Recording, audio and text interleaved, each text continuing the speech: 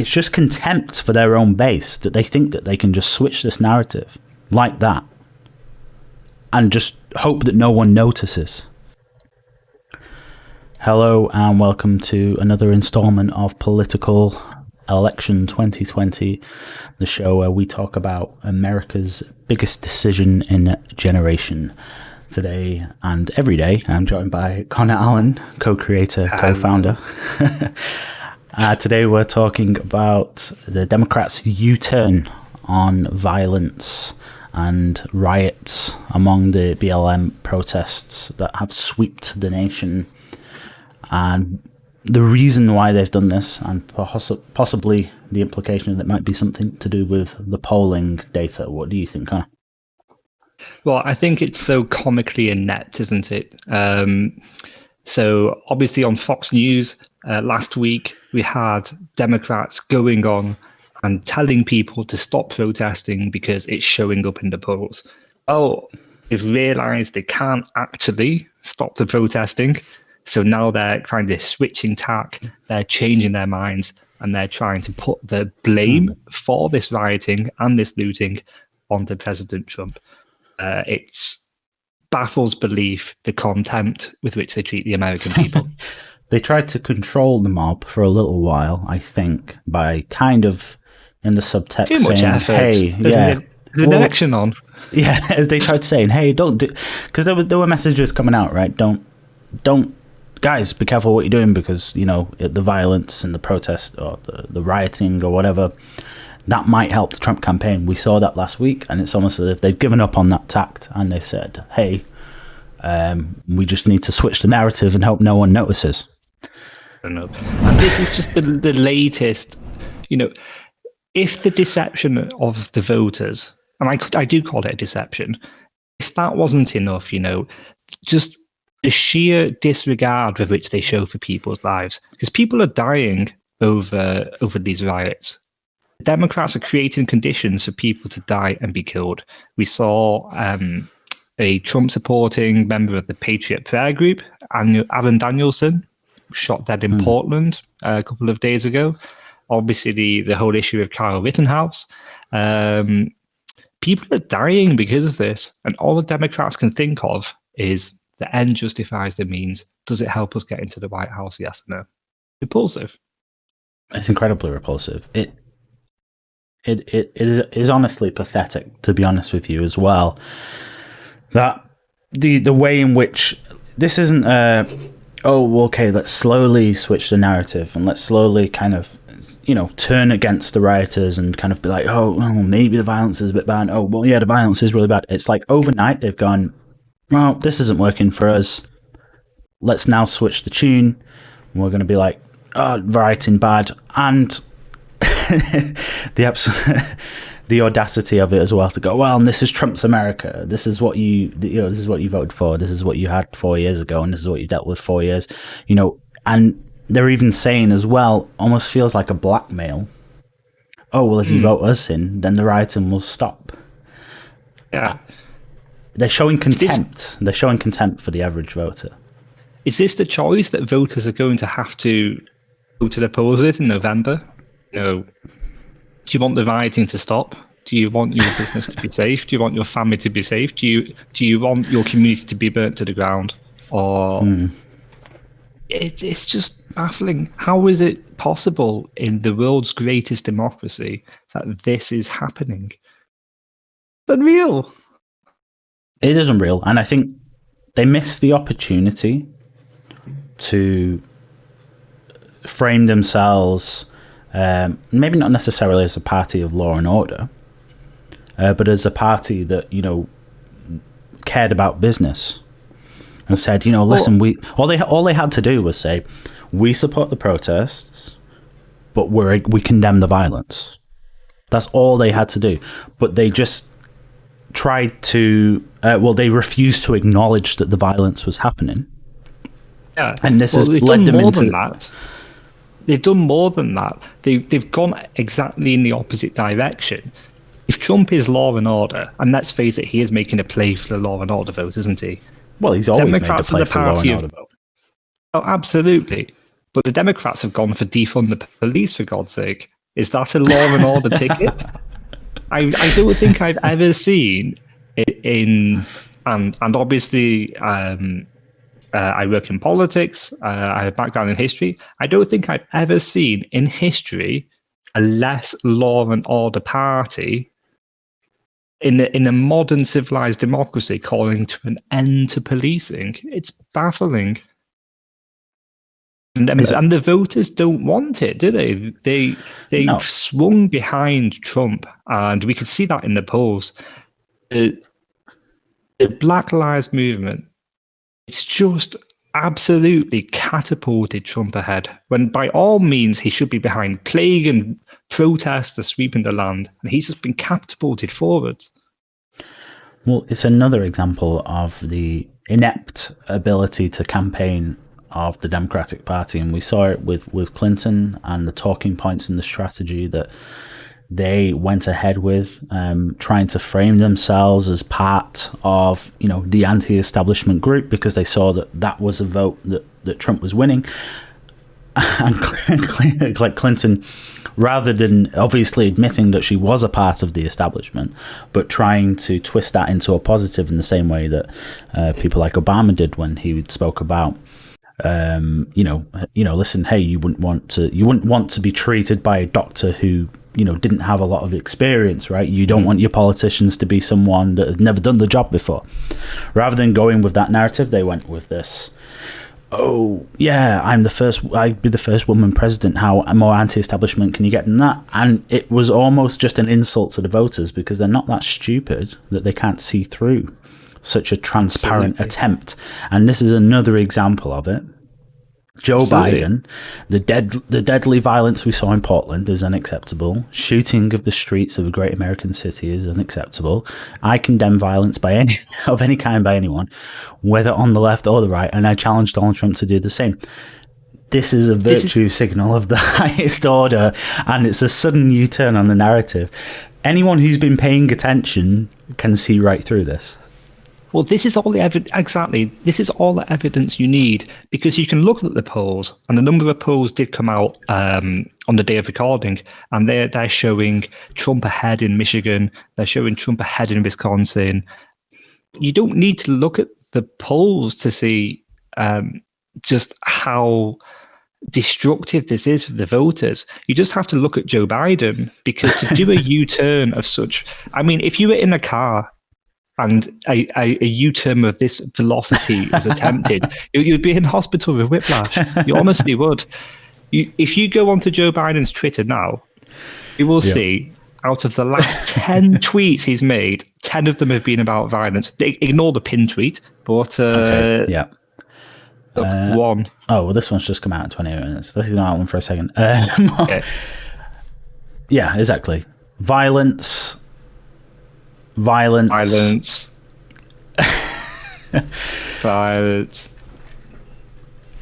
And the thing is, these were all tweeted out in a period of like 1 or 2 hours. It's almost, and this is the thing. Do you know what the most hilarious thing about all of this is? I often see on left-leaning, internet forums like Reddit and stuff like this. You're a big member of them. Yeah, people love to reference George Orwell's 1984, and they love to reference the whole, we've always been at war with Eurasia, and they use that as an attack against Trump, okay, to say that he's the one that's gaslighting his voters. This is, I've never seen so much an overt attempt to gaslight voters than this in this entire election campaign. To just suddenly switch it. It's almost as if on a dime they've gone, right, okay, now we're anti-violence. Violence tweet. And they've not been able to help themselves, contain themselves. 6 hours ago to 4 hours ago, in the space of 1 or 2 hours, 10 tweets about it, one after the other. It's crazy. It's just pathetic. It shows. It's pathetic. Anybody who's had a chat with a lefty in the last couple of days, it shows up like they don't know what to think. So I had someone criticizing me the other day, saying how we should be ignoring the violence. We shouldn't be focusing on the violence because this is a mainstream media plot to undermine Black Lives Matter. Then Joe Biden comes out an hour later and he's criticizing the violence. So, it's kind of, does not compute. And you can see in my mind that the cogs are turning, but nothing's coming out because, damn, what do we think now? Exactly. It's like they haven't got the memo and suddenly it comes out and they're like, you can see the cogs turning in their mind as the mental gymnastics. The steam comes out of the ears. It's really crazy. Yeah. So Dan Crenshaw, everyone's favorite Texan representative, All-American hero. All-American hero, veteran, patriot. And I'm short of no superlatives for the man. You can't get more American than Dan Crenshaw. You can't, no. He will be president of... Steal your joke, but he will be president of an independent Texas one day in the future, I'm sure. Dan, if you do want to sponsor us, get in contact with our business email. It's on our Twitter profile. Yeah. So he's tweeted out Joe Biden. He's attacked him. He said, too little, too late. The left-wing militants have been at war with American City for months, and you're only commenting now because the polling has told you to do so. No. Well, I disagree with him in one aspect. Yeah. It's not months, it's years, because the Democrat support for this type of unrest goes back to at the very least, 2018. It has been consistent. It has been maintained over a long period of time. It's only grown stronger. Certainly, and when they look at these protests, they're not looking at someone. Oh, the thing is as well, because I'm really reluctant to condemn the protests in all fashion, because I do believe that there are. No, we shouldn't condemn protests. Yeah, protests are good. They're an objective good. Yeah, objective violence. And this is the problem, and I think you see this, to be honest, in all aspects of the political spectrum. When in all countries as well, when they're talking about protests, it's when you see or people that you identify as your supporters rallying towards a cause that you have tried to establish yourself as something that you stand for. It's very easy to go, yeah, there's my guys. They're going out and they're supporting and they're doing this and they're standing up for this and this is great and I support them, because you're trying to rally your base. But how often have we seen it where when things turn violent, that these politicians fail to condemn the violence and they fail to stand against it because they don't want to be painted with the same brush as these people. So by just ignoring that it exists, then they can avoid that situation. Yeah, exactly. And we've seen it again here now. Here's just another example of it. Did you see a video recently? There was a lady and her friend sat in a restaurant, and a huge group of Black Lives Matter, Antifa, whatever you want to call them, walked past, and they're screaming at these two innocent young ladies. They're screaming, "Raise your fist!" No, yeah, that too, but that comes later. And they're screaming, Black Lives Matter, raise your fist, raise your fist. And the lady, obviously, they're surrounded by a crowd of hundreds of people, and they're being screamed at to show political allegiance to these people, coerced into it. And credit to them, the ladies stood their ground and they refused to be intimidated. But as they should. As they should. But what an incredible situation we have in democracy where this happens. Politicians remain silent about it. And then you have a huge portion of the population who say it's necessary because it's, racism or something. And am I the mad one? Or well, here's the thing, right? So just as a bit of a, if anyone's there watching, they're thinking, well, yeah, I totally agree with everything you're saying there, but maybe I've been gaslighted. Well, Don Lemon, CNN in general, they said the quiet bit out loud again by accident.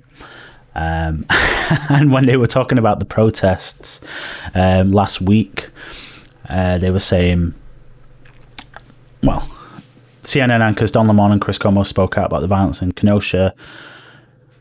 providing a stark contrast to CNN's previous coverage analysis of the sustained riots in the cities around the nation. Lamont and Como cited polling as the main reason why rioting should now be acknowledged as something more than peaceful protests.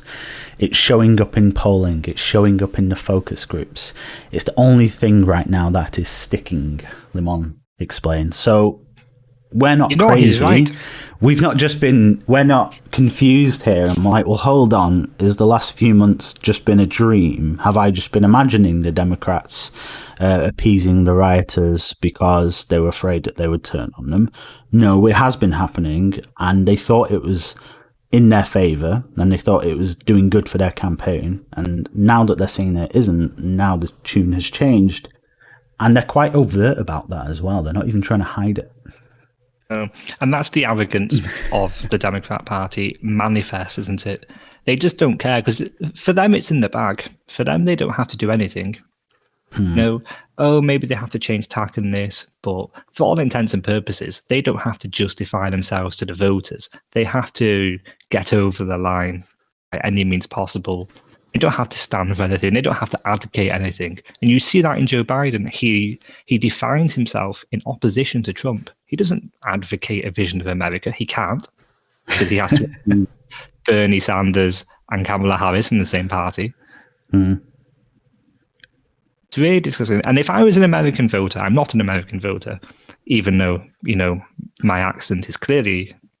not American, but if I was an American voter and I was going to the polling day, all I would be thinking of is the disdain with which the Democrats treated me. And I'm a centrist. I'd love to vote for Joe Biden, but he's making it so hard, isn't he? Oh, this is it. I mean, I think it really comes to a broad point and I was talking to you about this before, I'm someone that has been left-leaning for most of my life. I've always identified with more left-leaning parties, certainly in the UK up until, maybe a few years ago. And the Republicans, with Trump, when it came to Trump, I disliked him originally because I didn't really know much about him. And the only thing that I heard about Trump was information that I digested through the mainstream media here in the UK. And I just assumed that all of it was true. And only once I heard him speak for myself did I realize that his Republican Party, the Republican Party that he stood for, had begun to cast this broader net. And it encompassed my political views more than the left-leaning parties did anymore. And I suppose the broader point I'm trying to make here is that when we're talking about people like Joe Biden and the Democrats, and I see these obvious, blatant U-turns on policies, and it's clear why the motivation why they've done it, it's obvious to me that they're not a party that stands for anything anymore. They're just a party that stands for being in power. And they pray that people like me who consider themselves or have considered themselves left-leaning are just going to, if I was an American citizen, would just turn up to the polls and vote for them regardless. And it's just contempt for their own base that they think that they can just switch this narrative like that. Absolutely. And just hope that no one notices. And it was there in 2016, and it'll be here again in 2020. It doesn't change. I really hope that this doesn't work, because it shouldn't work. And I really hope that obviously that there is a big chunk of those people that have made that decision that they were voting Biden are going to see this for exactly what it is and realize exactly what that party is and what they stand for right now, because they are corrupt to the core. I hope there's change in the Democratic camp. I would like... This is the moment that Joe Biden can demonstrate true leadership, because he can look at what's going on in Democrat campaign HQ. He can look at what's happening. If he was the real leader, the person you'd want at the helm of the United States, he would turn around, he would kick some ass, wasn't he? He would say, what are you advising me about, guys? Why are we making these huge U-turns? Why has he had to apologise already for racism in the campaign? Why when by all means he should be on track for the largest electoral victory in decades since Reagan. Oh, yeah. Why are the polls narrowing up? Why is it that Donald Trump is regaining lost ground? Do you think he'll show that leadership? I don't think he'll show that leadership. I hope he does, but I think he has no. I don't think he knows how to show that leadership. The man is past his time. The opportunity for him to be a good leader for the American people has come and gone. Maybe he could have done it in the past. I don't think he's got a great record, but I do think he was in his prime a good orator, and he made, very passionate, fiery speeches, and certainly someone that I think people could have gotten behind. I have no idea what the Democrats are doing now, having him as their candidate. It's ludicrous. I honestly think they're trying to throw this election, in all honesty. I don't know. I really don't know what the strategy is. And you've said this before. The arrogance of the far left is always the thing that undermines them. absolutely. And this is possibly another example of it. They just have so little respect for the people that vote for them that they think that they can just lie blatantly, overtly to their face and not expect them to notice. Let me tell you, it's still early days. I've worked on several political campaigns, several elections. Momentum matters. Once the narrative of the campaign becomes the voters are deserting Joe Biden, it doesn't stop, because people hear that and they think, yeah, I'm going to desert Biden too. He has everything to lose, and at the moment, that snowball is starting to roll. Oh, definitely. I think a lot of thing that holds up the Democratic vote is like social peer pressure, right? There's a lot of people in Democratic communities, all their friends are telling them, yeah, I'm voting Biden, of course I'm voting Biden. Well, they're sort of secretly thinking, I don't know if that's the right thing to do, but I mean, I don't know if everyone says. It's an actual thing. Yeah, all it takes is a couple of them. It takes a couple of them to go, well, maybe Trump's, right on this. I don't know. And suddenly they build up that confidence to just be overt about it and be like, oh, yeah, no, yeah, I do agree with that, Trump. I do agree with that. But I feel anyway. Sorry, go on. No, I was going to wrap up unless you have. Oh, you're going to wrap up? Yeah, I was going to wrap up. So yeah, guys, I really appreciate everyone who has survived this long watching the video. I know we have a tendency to ramble, but if you can, please subscribe. It is the best way to support the channel.